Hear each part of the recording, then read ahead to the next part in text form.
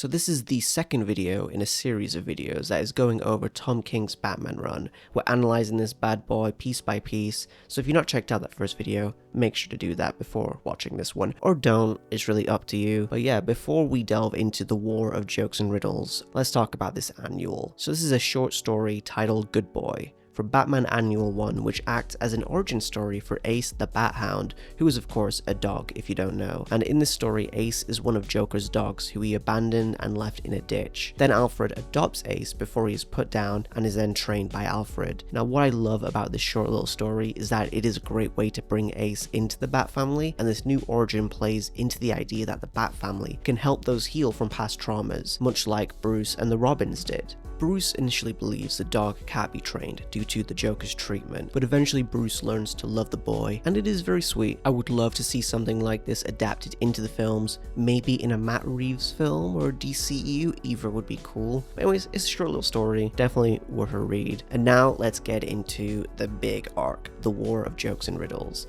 Now this is a flashback arc which is framed around this narrative device of Bruce feeling like he needs to confess this thing to Selina, something so horrible that he did during this war before they can be married. Now this is an event that is referenced by the Riddler himself during I Am Bane, where he mentions the war by name, and particularly something that Batman had done that he was ashamed of, but the Riddler, he still remembers it. Now during Batman's early years, there was a turf war that took place in Gotham between the Riddler and the Joker, and how it starts is the Joker is depressed and is struggling to find something that will make him laugh, largely due to the fact that Batman just keeps beating his ass, and the Riddler is able to figure this out, and he approaches the Joker with an offer to team up to take down the Batman, because Riddler has a similar problem with Batman constantly beating him. So then the Joker promptly shoots the Riddler in response, and that kickstarts this whole war. Here we get two radically different interpretations of the Joker and the Riddler than we're traditionally used to in other Batman media. And for the Joker, I actually am a fan of how he is depicted in this story, as we get a very unpredictable and scary Joker. And the premise of a Joker trying to find his laugh is very interesting. It still feels like the classic Joker character, but with this unique spin on it. And the characterization of Riddler though is something that I did not like, because it starts with his character design first of all, with his shirt being buttoned down and how he's just illustrated as looking like this kind of like jock. He's just way too handsome and muscular to really feel like the Riddler, and it just feels like a completely different character than the one we're used to. And then him creating a question mark on his chest just felt unnecessary, like scarring that on. It's like they're trying too hard to make this version of the Riddler cool. They also do this weird homage to the scene in Batman 89 with Jack Nicholson's Joker where he has a doctor helping him out with his face. They even directly rip lines straight out of that movie with, "You see what I have to work with here," from the doctor. It just felt very strange that this homage was used for the Riddler rather than the Joker. I did not really understand why King chose to do that. So that is my first criticism of this arc, is that I wasn't a big fan of the Riddler's depiction. And my second big criticism is the actual war itself, an arc that is titled The War of Jokes and Riddles. War is in the title of this storyline, but we actually do not see the war at all. This is primarily told through Batman's narration, and we don't really get many instances of action, like at all. Instead, we hear about these battles through Batman's narration. We then get some splash pages showing the Riddler and the Joker and their armies, who is on whose side, which feels rather random. Like there was not much thought put into which villain would side with Joker or the Riddler. Like for example, it kind of, to me at least, makes more sense if Zsasz was on the Joker's side, but we see on the splash page that he's on Team Riddler. It seems like King is just picking these villains at random without putting much thought into it. What I also disliked about this arc is just its overall placement in this whole bigger, grander narrative of Tom King's Batman run. Because in the last issue, before this arc starts, we just had Bruce proposing to Selina. So there is all this excitement in the air, this anticipation like, oh my god, are they actually going to get married? Is Selina going to say yes? But then it comes to a screeching halt because Bruce is feeling very melodramatic and feels like, oh, he just needs to tell Selina about this one mistake he made before she can accept. And this is a full 7-issue arc that just disrupts this whole narrative momentum that's being built up. The overall pacing of this arc was not done very well. It is rather slow. However, if there was one thing I can praise in this storyline, it is Kite Man. His 2 interlude issues are by far some of the best issues in this whole run, and these are issues about Kite Man. of all people. Now, I am a big fan of when obscure joke characters in comic books get a huge glow up, like Polka Dot Man did in the Suicide Squad film, and Kite Man has been getting a similar glow up recently. Of course, he's in the Harley Quinn show and has got his own spin-off show.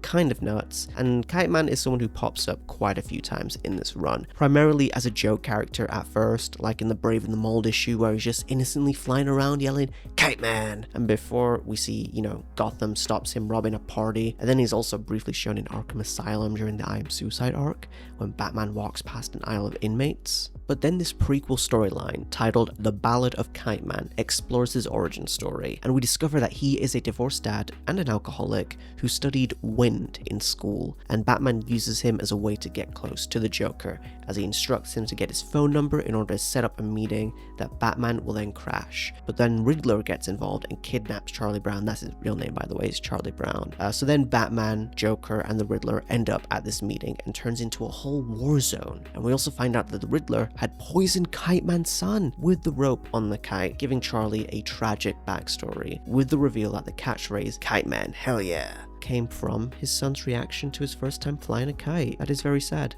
Now, this issue is just fantastic. It hits all the emotional beats very well and succeeds in giving Kite Man a tragic backstory and just fleshing him out as a character really well. And the second part of the storyline focuses on his narration where he's talking to his son and kind of the idea of Kite Man being this joke, his wife, or his ex-wife I should say, viewing him as a joke, and him just kind of taking that and just being like, fuck it, I'm gonna ball, I'm gonna be who I am anyway, I don't care if other people think I'm a joke. And I thought that was very well done as well. But anyways, after this first interlude, we get to see a confrontation between Deathstroke and Deadshot, which on paper sounds very epic. It's like, oh, we get these two top assassins facing against each other. This should be fire. But instead, it is very short, and it is told primarily through Batman's narration, and I really wish we got to see more of this actual standoff, just like the rest of the war, which is largely off screen. So it is another very disappointing moment in the storyline. But one interesting thing that we do get is we see Bruce Wayne inviting both armies to his manor and attempting to solve the conflict through this dinner that he hosts, again as Bruce Wayne. So this was interesting, seeing Batman trying to resolve a situation through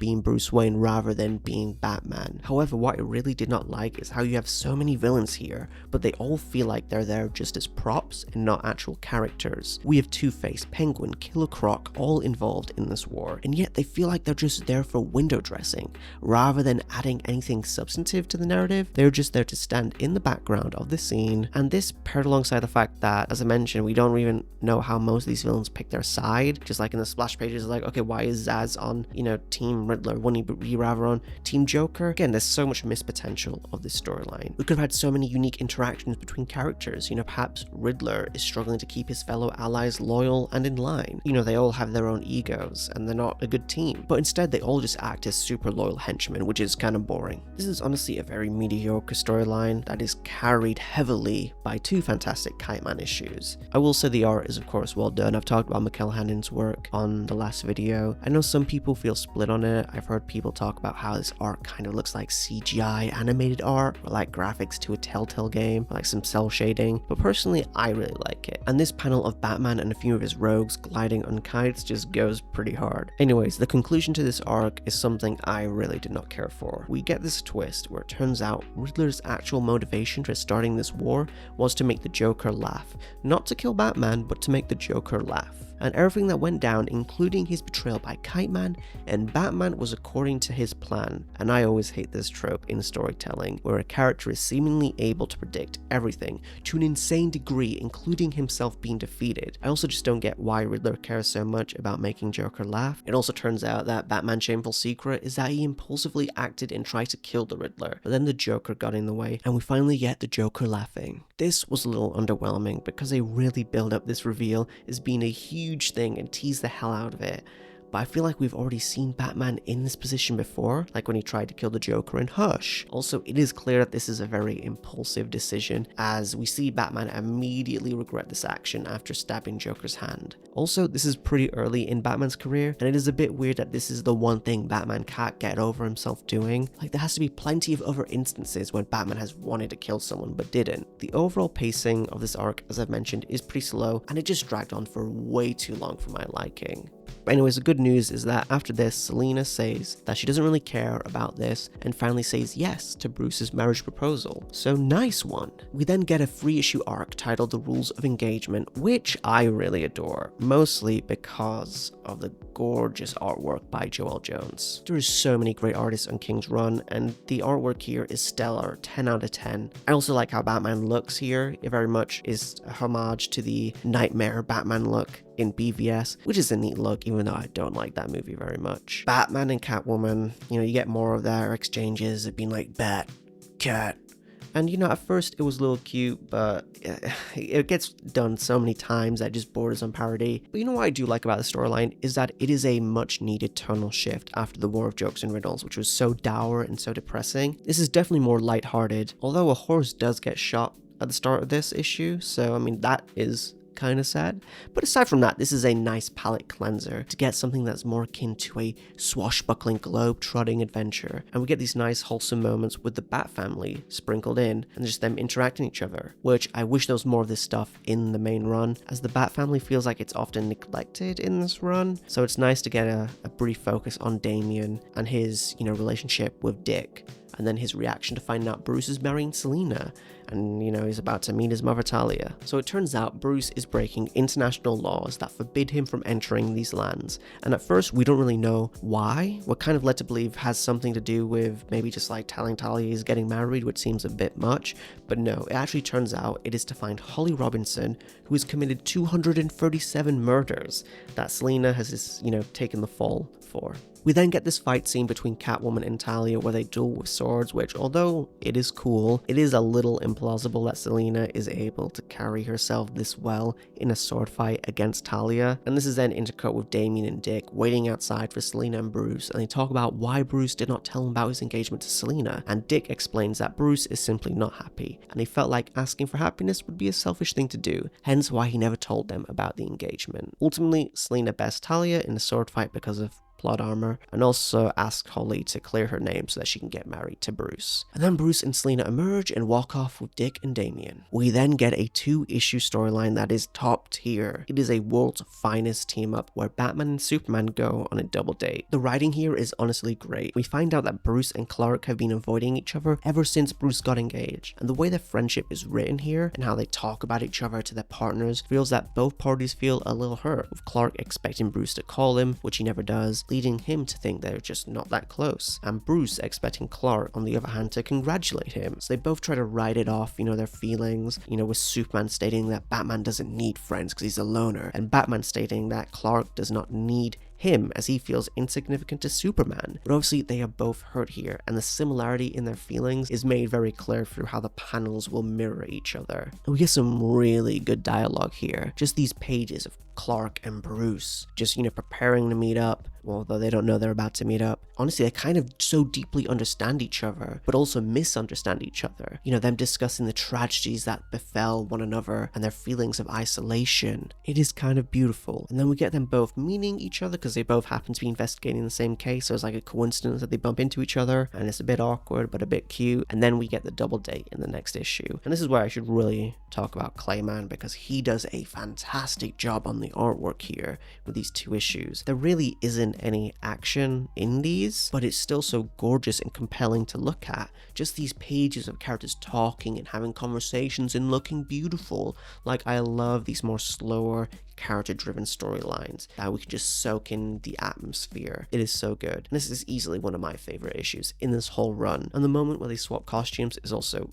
pretty cute. And then after this we get a very strange storyline that follows a kid whose parents are killed. Batman investigates this crime, and it turns out this boy actually arranged for his own parents to be killed through his butler, and he has this obsession with becoming Bruce Wayne, wanting to be just like him, dead parents and all. And he has the names Thomas and Martha scarred onto his face. He's a very creepy kid, and I guess this issue, you could say, further delves into the trauma aspects of Bruce Wayne, because the issue ends on the line, "You're a sick kid with dead parents," and then he says the kid says, yes, but what else is Bruce Wayne? It was strange. I kind of dug it for its weird, creepy horror atmosphere. It was refreshing, I suppose, and a good, solid self-contained storyline. You'll notice that this is sort of the part of the Tom King run where we get a lot of self-contained storylines that don't really contribute that much to this overarching storyline that King is telling with Bane and Catwoman and stuff, but still there was some gold here to be mined. We get another one, which is another superhero crossover, but this time with Wonder Woman. Here, Bruce and Diana travel to this other dimension to fight monsters, and they end up staying there for 37 years, which is nuts. Like, let's talk about how over the top that is, because to put it into perspective, Batman in this continuity is probably in his mid-30s here, because, at a certain point, super characters just can never age. And he's likely been fighting Gotham's villains for about 5 to 7 years, with the New 52 continuity in place. So then to have a whole 37 years where he is killing monsters is pretty wild.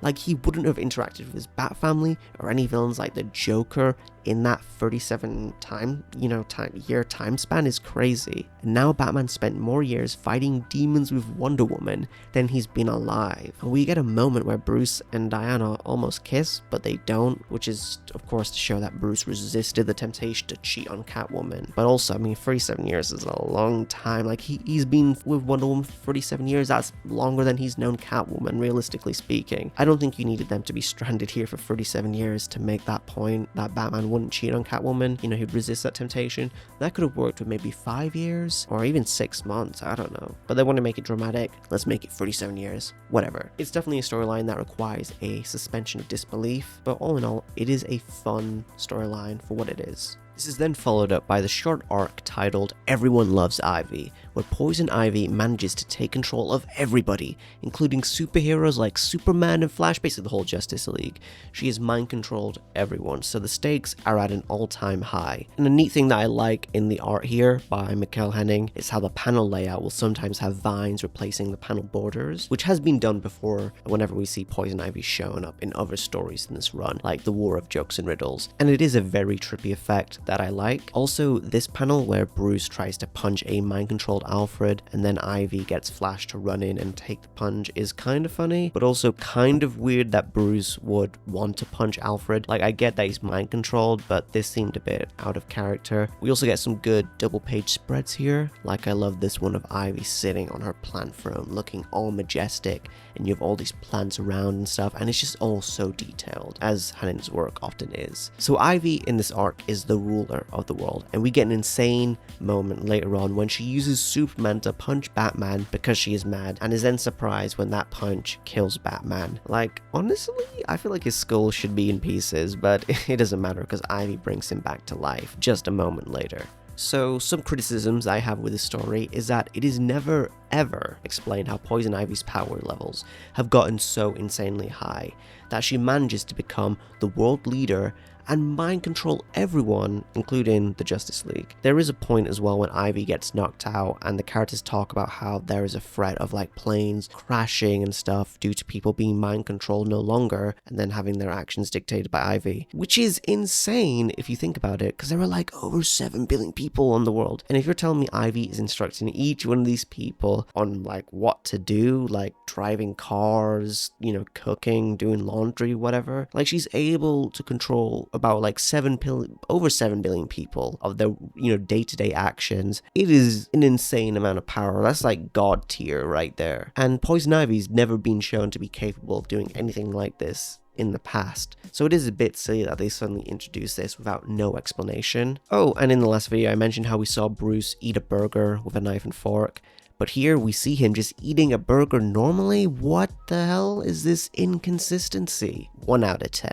The tone also is a bit weird because it is this huge event, right? Poison Ivy taking over the world is a huge deal with serious implications, and Ivy has taken control of everybody. But we still get Batman and Catwoman just hanging out and eating at Batburger, and this takeover by Ivy has been going on for about 3 weeks by the time the second issue comes out. So the way Catwoman and Bruce act is almost very very nonchalant and relaxed, like it's a comedy or something, especially when Superman gets taken out afterwards. Also, Selina Kyle being able to beat multiple mind-controlled speedsters stretches the suspension of disbelief a little bit too far.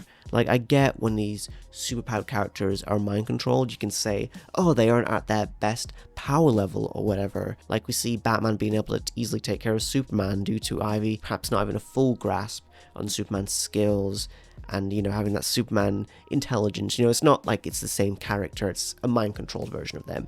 But still, with Flash, with multiple Flashes, I do not believe that Selina would have the OP reaction times to single-handedly defeat like 3 speedsters at once. It is a bit too insane. And it's happened before as well, when Selina had fought Talia, that she seemed a bit too overpowered for the situation she was in a sword fight with a master swordswoman. But anyways, despite all these issues in the storyline with characters being given an insane boost in their power with no explanation, which honestly with Poison Ivy it wouldn't even be that hard to do. You could just say, oh, she found like a space rock or something that made her more powerful, and that would be more than enough. But regardless of these problems, I do think the dialogue is still well done, particularly in how Ivy is characterized.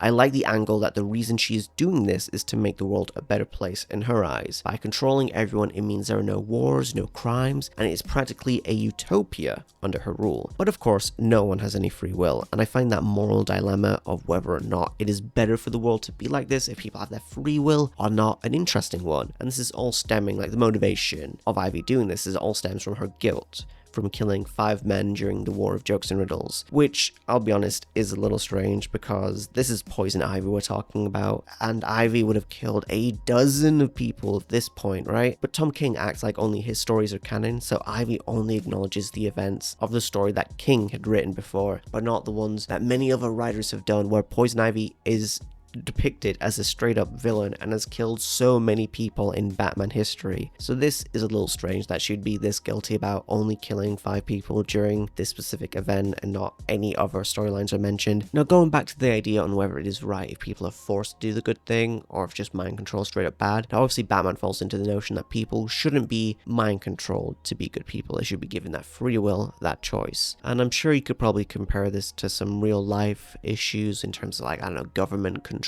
whether our government knows what's better for us than we do in terms of should our rulers, how much authority should they have over us, that sort of thing, with Poison Ivy of course being the new world leader. And I think the themes and the dialogue in this storyline are very strong, and at the end of the day I would say, in my own personal opinion, I would take precedence over that, over some power level inconsistency with some characters. I think as long as the dialogue and the themes and what it's trying to communicate is well done, I can accept a few little inconsistencies with characters, but your mileage may vary. But overall, I thought this arc was some decent fun. We then get an issue where Selina goes to get a wedding dress, and what is cool about the story is we get a ton of flashbacks to iconic moments between Batman and Catwoman in their past, and this acts as a neat tribute to their relationship and overall history together. It has been a recurring thing in this run where both Batman and Catwoman remember meeting each other for the first time, but they remember it differently. They argue if they met on a boat, like they originally did in Catwoman's first appearance in the 1940s, or if it was on the street, like they did in Batman Year 1, post-Crisis on Infinite Earths. And this obviously acts as a sort of cute nod to the changing nature of DC continuity, with all these constant reboots and restarts and relaunches. And here we see some of these iconic moments reimagined through Mikhail Hanning's art, and we get to see the characters changing costumes too. And if you're well versed in Batman lore, this is very much a member berry issue. It is really cool seeing the characters' histories depicted here, going as far back as the original appearances, though we don't get any lines about Batman saying quiet or Papa Spank. And it goes all the way up to the final flashback where we see a scene from Batman Hush recreated. And the reveal of the wedding dress is also very well done. It's a shame that the wedding didn't actually happen, but we'll get to that. In retrospect, this issue does feel like it is a lot of blue balling with no release, since the wedding didn't actually happen. Spoiler alert. But As its own short story, it is well worth a read, especially if you're just a big fan of these characters and their history, especially if you're a Catwoman fan. There's a lot to love here. And speaking of this relationship, there is an amazing annual, Batman Annual 2, that King wrote, which acts as a sort of, I guess, alternate timeline ending for Batman and Catwoman if the characters were actually allowed to be together and age together. It is mostly told in flashbacks, and Lee Weeks is on the artwork here, and he does a superb job on the art. It reminds me a lot actually of David Mazzucchelli's work on Batman Year One, and I know I've praised a lot of artists on this run here, but Lee Weeks is probably my my personal favorite of this run. It is just so atmospheric, and the overall ambiance and the finality that the story has in depicting how the end of their relationship will turn out really makes this story a must read. Now, I've praised this run a fair bit, which means it is time to talk about a storyline that is just absolute doo-doo, absolute trash, and that is The Gift, which features Booster Gold in a very prominent role. It has a very bizarre opening, which is meant to be shocking, as we see Green Lantern and Booster Gold talking in the sky, and Hal Jordan promptly goes and blasts himself in the head with his own power ring. It is very dark, it is very edgy, and we find out, obviously this is not our main continuity. So the premise of the storyline is that Booster Gold creates an alternate timeline where Bruce Wayne's parents were never killed. However, everything is now screwed up in this timeline. Some positives about this arc is that I do like Tony S. Daniels' art. It definitely has a very comic booky feel to it, which might not be as distinct as some other artists perhaps, like Lee Weeks or Mikkel Hennig, but it is still very solid stuff. And Booster Gold has some good interactions with Skeets, his robot companion, makes this slog of a storyline a bit more bearable. But what is strange about this arc is the fact that it isn't even really a Batman story. It acts mostly as a Booster Gold story, first and foremost. And full disclosure, I haven't read any Booster Gold comics. So if you got any recommendations for good Booster Gold stories, please let me know, because this one certainly is not it. But from what I've seen on discourse online, people really hate this portrayal of Booster Gold as being pretty inaccurate to how he's usually depicted. And I think this storyline also starts out very weirdly, with someone has very little knowledge about Booster Gold, aside from the basics. It starts with his reaction to Green Lantern offing himself, where he goes, whoa, that was so messed up, but also that was awesome. And immediately I was like, okay, what is this character? I thought that was off, and apparently that's not really how Booster Gold usually is depicted. Like that moment in particular where he's going, whoa, that was awesome, when he sees Green Lantern off himself, honestly felt like it more closely resembled Deadpool. The premise is also pretty dumb, the idea of Booster creating this alternate world as a gift to Bruce for his wedding to show what the world would be like without Batman. Now, how would he present this as a gift? Is he planning on filming this or something and bringing it back to him? I have no idea. We also get some snippets where we see what the characters in the Bat family would be like if Batman wasn't around. There's one of Jason Todd where they make a little joke in this universe where he sells weapons, and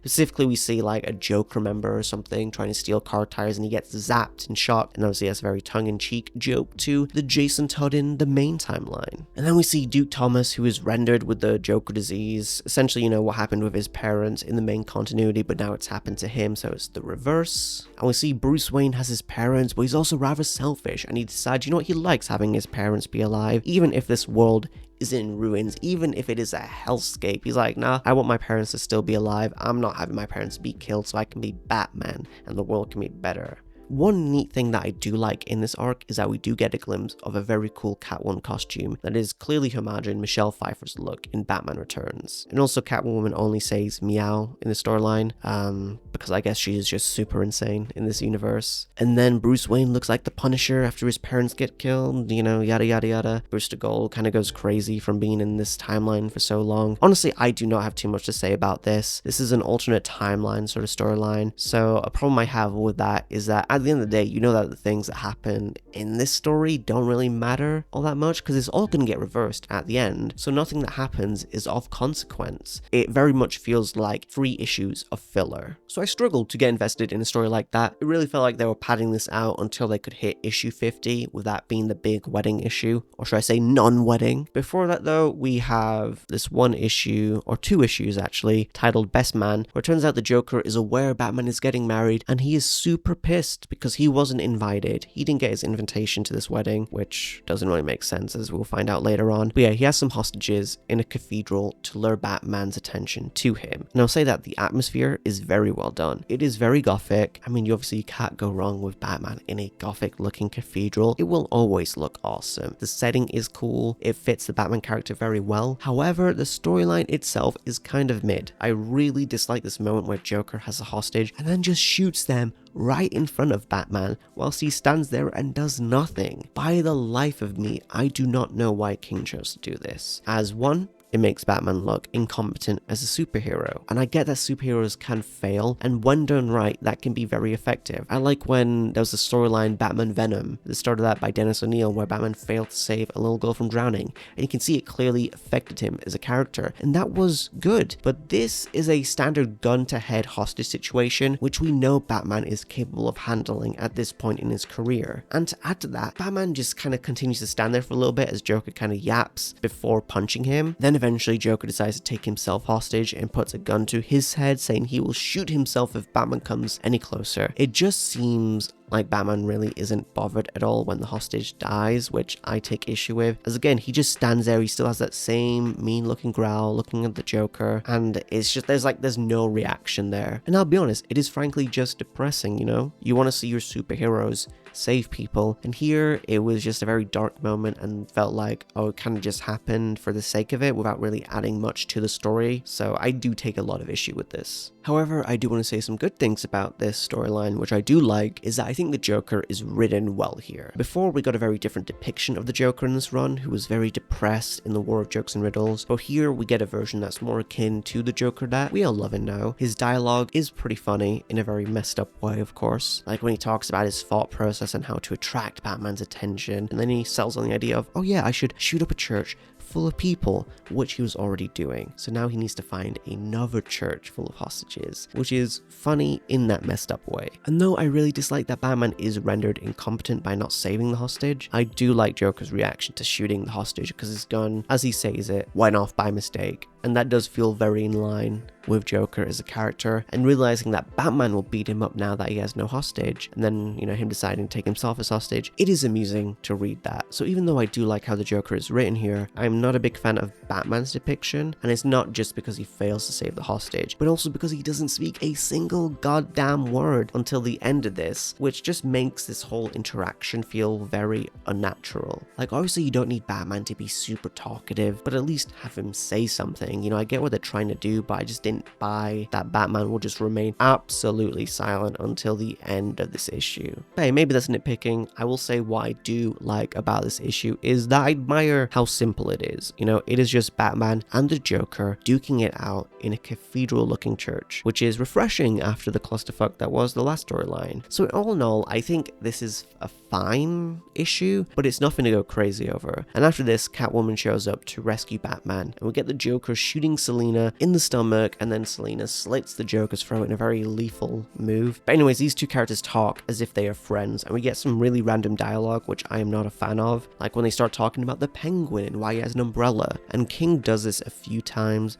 like pointing out the absurdity of Batman wearing a bat costume. You know, Batman himself does that a few times in this run. And all this kind of dialogue really takes you out of this universe when you start pointing that stuff out. Like, to Batman, it is normal that he's, of course, wearing his bat costume because it's just the norm of the universe. But if you start pointing that out, that it's a strange thing, then it puts the believability of this universe sort of in question. And it's just immersion breaking. And also, a lot of this dialogue between Selina and the Joker feels like it's a podcast discussion on Batman villains, like talking about Two-Face and Penguin, rather than these two characters organically talking about other villains. I can very much feel King's voice in these lines, like it's just his random podcast on Batman and his rogues gallery. Anyways, the important bit comes from the Joker, telling Selina that if Batman is happy, then he can't be Batman, which then means life won't be fun. And this slowly starts sowing the doubts in Selina's mind about the whole wedding thing and whether she should go through with it. And speaking of the wedding, it is about about time that we got into this controversial aspect of the run. Or should I say one of the most controversial bits, because there's other controversial parts that we'll get to later on. But first of all, I don't really talk about the comic book covers in this video, so I do want to point out that there have been some good comic book covers, and I think this one on issue 50 is very good, alongside the one that Tim Sale done on the Creepy Kid storyline. That stands out to me as a pretty good cover. And in this issue, we get a massive collage of artists depicting the characters throughout their history, and it is overlaid with the letters that Bruce and Selina had written to each other. And it is honestly, it's just mostly filled with them talking about each other's eyes, which got very repetitive, but whatever. I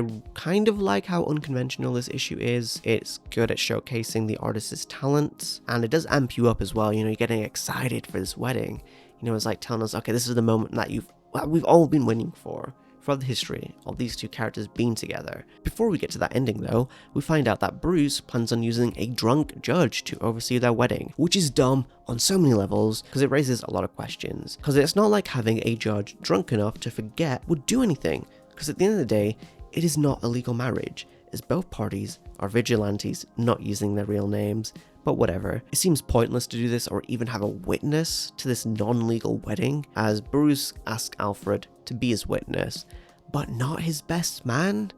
What the hell is that shit? But look, it doesn't even matter, because the wedding doesn't happen, okay? Because Holly talks to Selina and convinces her to not marry Batman. And it turns out this was all some insane plan by Bane to mentally break the Bat, as Bane has orchestrated for Holly to talk Selina out of getting married, which is kind of a wild plan that he was able to predict that would actually work. And the dialogue here and just this being used as the excuse for them not getting married was very flimsy. And this is all very anticlimactic, and I feel like this issue of how it's been structured, we've seen a bunch of these artists depicting these characters, having this massive collage of them. It kind of feels like you're rubbing salt on the wound, because at the end of the day, they still don't get married. And I feel like also at the time, DC was marketing this so heavily. They had so many tie-ins, hyping up the wedding. It was hyped up for over like a year at this point in the main Batman run. And then at the end of it, them like not to like kind of wimp out and not commit to it, it is massive blue balling. It is very clear that DC didn't want to take the risk and change Batman's status quo, which is very lame. And I get that in the storyline, this is Bane's plan to break the Bat or whatever. And there are still some good storylines that come after this, but this still feels like such a missed opportunity for character growth and development. And Selina kind of being talked out of getting married, it doesn't work for me. And the trope of Selina like not going through with the wedding because, oh, she loves him too much and this is like a self-sacrifice thing is also very lame. And again, they keep going on about how Batman can't be happy, which is why the wedding doesn't happen. But like, Batman deserves to be happy, like, come on. And yeah, as I've said, this is an idea that will be revisited later on, so I'll save some of my thoughts on that for later, because I do believe that a lot of people do misunderstand King's writing here, in that, oh, the entire point of this whole run is that Batman should be sad, and that's what makes a good Batman, because that's definitely not the thesis of King's work on this character. And it is definitely important to see this storyline here as it being in the middle of King's overarching storyline, rather than it being a definitive end, as there's still a lot of story left. And I also blame the wedding not going through more on DC editorial rather than King as a writer, as I know he would love for these characters to be together. But yeah, it is strange also that in this wedding, Bruce doesn't even invite any of the Bat family to the wedding. It's just Alfred that's there as the witness. That has always felt strange to me, especially in the tie-ins with like Damon Wayne, where they're kind of building up, oh look, they're planning this wedding, and then none of that matters. But yeah, the non-wedding was a big letdown, and I do think reading this comic in trades does make this slightly better than if you're reading it in single issues as it was coming out. As you can tell, King is sowing seeds for stuff to be resolved later on between Selina and Bruce, but I mean, as I mentioned, at the end of the day, the characters still don't get married because DC won't let them get married, so this non-wedding still stings quite a bit. But yeah. Next up, coming up though, is an arc that is very good, and that is Cold Days, which we'll talk about in the next video.